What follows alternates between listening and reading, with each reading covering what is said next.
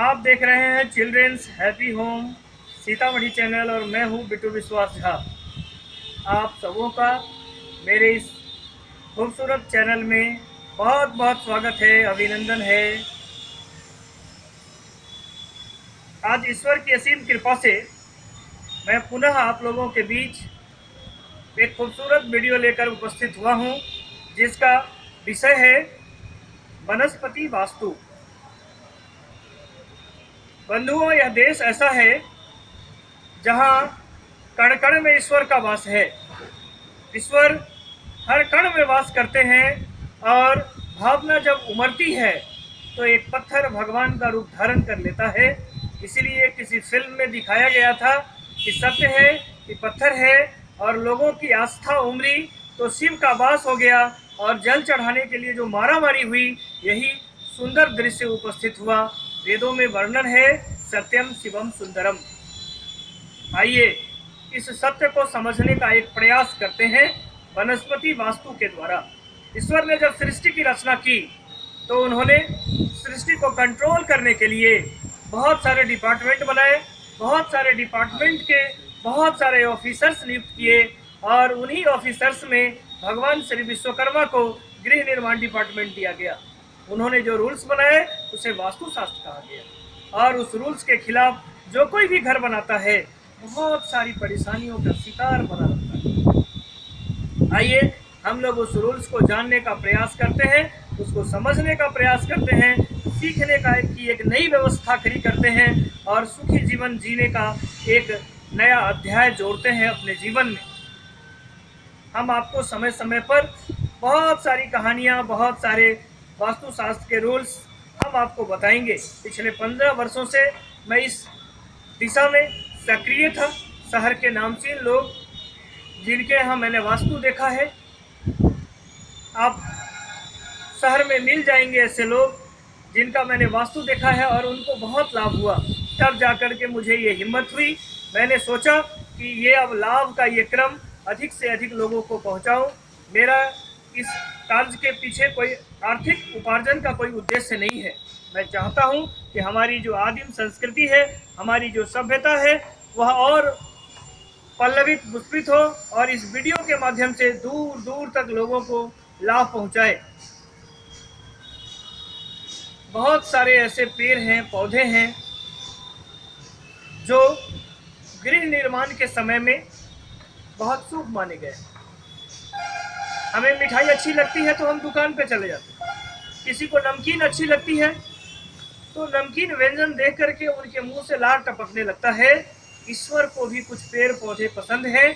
यदि हम उन्हें अपने घर में लगाते हैं, हम उन्हें घर में पौधों की परवरिश करते हैं, तो ईश्वर हमारी परवरिश में लग जाते हैं। आइए ऐसे ही एक प्रतापी पेड़ को, एक पौधे को जानने का हम लोग प्रयास करते हैं।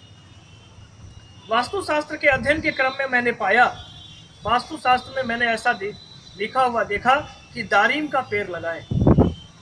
संस्कृत की थोड़ी सी जानकारी होने के बावजूद मुझे कई शब्दकोशों में ढूंढना पड़ा कि ये दारिम का पेड़ क्या होता है। तो मैंने पाया कि यह अनार का पौधा है, जहाँ लक्ष्मी का वास होता है। साक्षात लक्ष्मी नारायण वहाँ निवास करते हैं, और उसको मुहूर्त शास्त्र के अनुसार यदि शुभ मुहूर्त में उसका बीजारोपण किया जाए, कुछ पूजा पाठ का अनुसरण किया जाए, तो यह पौधा हमारे जीवन में बहुत सुख, शांति, धन, वैभव प्रदान करता है। आइए हम लोग जानने का प्रयास करते हैं कि अनार के द्वारा हम कैसे, अनार को लगा करके कैसे ईश्वर की कृपा प्राप्त कर सकते हैं। हम आपको बताने का प्रयास करते हैं कुछ टोटके, जिसके द्वारा आप सुखी जीवन जी सकते हैं, धन संपत्ति अर्जित कर सकते हैं, दुनिया भर की ख्याति प्राप्त कर सकते हैं और सभी सुखों को भोग कर मोक्ष को प्राप्त कर सकते हैं। आइए इस महा उपाय को जानने का हम प्रयास करते हैं। शास्त्रों में ऐसा वर्णन है कि यदि हम कर्ज में डूबे हुए हैं, क्योंकि मंगल जो है ये कर्ज का कारक है, हम लोग जन्म कुंडली में जब मंगल का अध्ययन करते हैं, ज्योतिष में जब मंगल का अध्ययन करते हैं, तो उस समय यह महसूस होता है कि मंगल यदि जन्म कुंडली में कमजोर स्थिति में है तो वह ऋण उपलब्ध कराता है। आप देखिए कि ऋण उपलब्ध कराने का कार्य भी भगवान ही करते हैं। एक अनार ले लेना है। इस टोटका को करने के लिए शुभ मुहूर्त मंगलवार का दिन आप चुने। एक अनार ले लेना है और एक मिट्टी का बर्तन इतना छोटा लेना है और इतना बड़ा लेना है कि उसमें अनार के छिलके को और अनाज के बीज को जब हम अलग करें तो छिलका से वह मिट्टी का बर्तन भर जाए। यानी कि मिट्टी का बर्तन जो है वह न ज़्यादा बड़ा होना चाहिए न ज़्यादा छोटा होना चाहिए। लोकाचार में अपने घरों में मिट्टी का बर्तन जिसमें हम लोग दही जमाते हैं वह छोटा भी होता है और बड़ा भी होता है। तो आपको एक छोटा बर्तन लेना है जिसको हम लोग अपने घर में यूज्ड वर्ड बोलते हैं कोहा। मटकुरी से ये छोटा होता है। ये शब्द मटकुरी थोड़ा सा बड़ा होता है जिसमें 2 लीटर दूध आ सकता है। आपको छोटा सा एक मिट्टी का बर्तन ले लेना है और मंगलवार का दिन आपको इसके लिए सर्वाधिक उपयुक्त है। मंगलवार के दिन आप अनार को छील लीजिए। अनार से बीज को अलग करें। बीज को एक लाल कपड़े में रख दीजिए और अनार की छिलके को जिस मिट्टी के बर्तन में आपने भर के रखा है उसको लाल कपड़े से ढक दीजिए और उसके गर्दन वाले भाग पर ऊपर वाले भाग को लाल धागे से बांध दीजिए। धागा भी लाल ही होना चाहिए। किसी सुनसान जगह पर, याद रखिएगा टोटके जो होते हैं उसको करते वक्त आपको कोई टोके नहीं तो टोटका निष्फल हो जाता है। तो जिस समय आप ये काम कीजिएगा आप अपने घर के लोगों को से दूर होकर के कीजिएगा। टोटका किसी को बताया नहीं जाता है, इसलिए आपको चर्चा भी नहीं करनी है। और जितनी देर आप छिलका छील रहे होंगे उतनी देर आपको ओम भव माया नमः, भव में ओ की मात्रा, भव माया नमः, ओम भव माया नमः, इसका असंख्य जाप करना है। जब तक यह कार्यक्रम चलता रहेगा तब तक आपका ये जाप अनवरत चलता रहेगा। ये मंगल का मंत्र है। इस मंत्र के जाप करने से रोग और ऋण से आदमी मुक्त हो जाता है। तो आपको ये मंत्र का जाप करते रहना है और किसी सुनसान जगह पर जा कर के उस मिट्टी के बर्तन को जिसमें आपने अनार की छिलके को बंद करके रखा है, मिट्टी को खोदना है उस जमीन पर और उस मिट्टी में एक हाथ नीचे करके उस मिट्टी के बर्तन को डाल देना है, ऊपर से मिट्टी से ढक देना है। लौटने के क्रम में भगवान हनुमान जी के मंदिर में जाना है, उनकी श्रद्धापूर्वक पूजा करनी है और वह अनार का दाना जो आपने लाल कपड़े में रखा है उनको अर्पित कर देना है, वही दाना छोड़ देना है और घर लौट आना है। ये एक सटीक चमत्कारिक टोटका है। इसके करने से कुछ ही दिनों में रोग और ऋण में कमी आ जाएगी और धीरे धीरे आप ऋण मुक्त हो जाएंगे। आप करके देखें, ये बहुत चमत्कारिक टोटके हैं।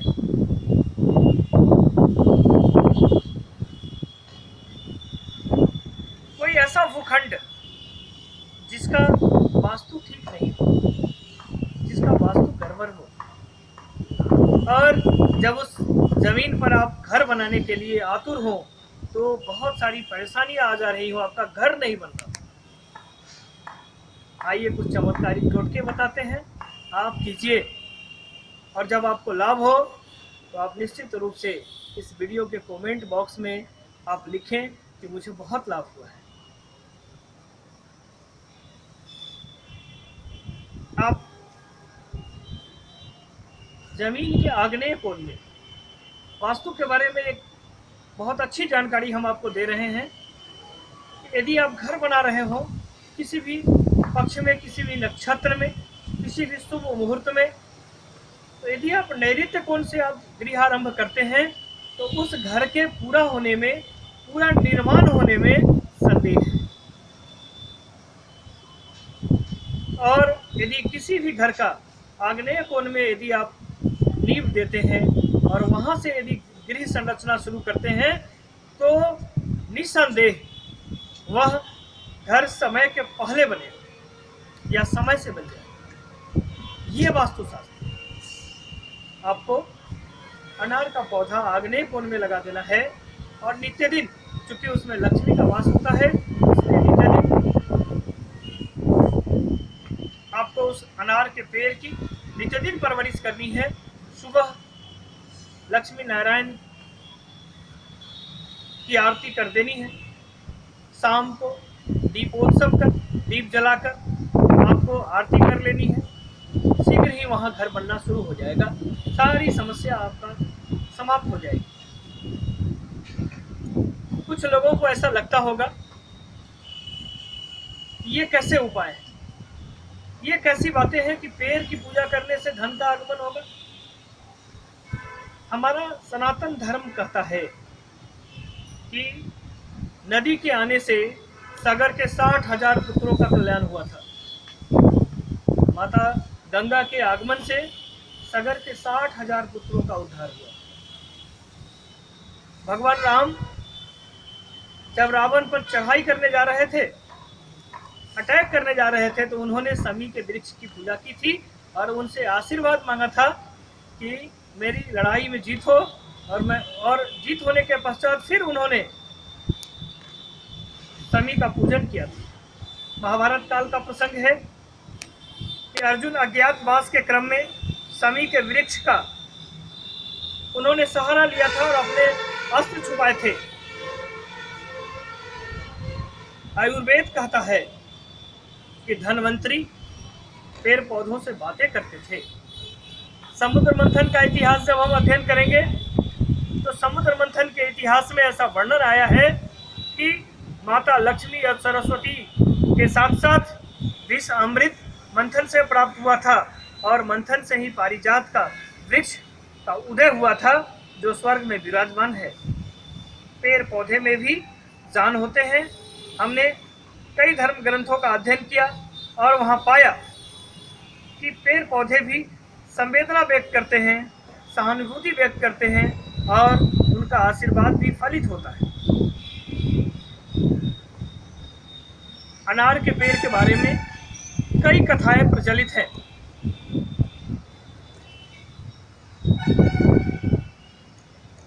आप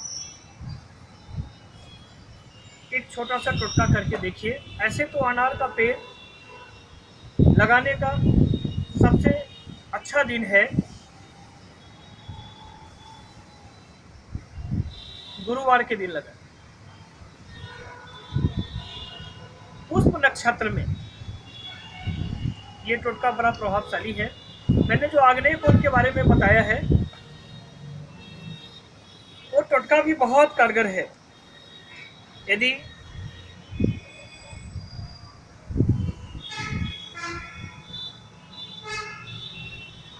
आग्नेय कोण में यदि आप टोटका कर रहे हो तो आपका प्रयास होना चाहिए कि आग्नेय कोण का टोटका करते वक्त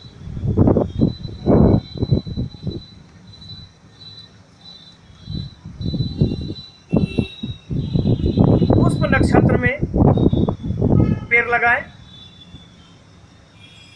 वास्तुशास्त्र का कई जगह अध्ययन करने के क्रम में मैंने देखा कि ईशान कोण में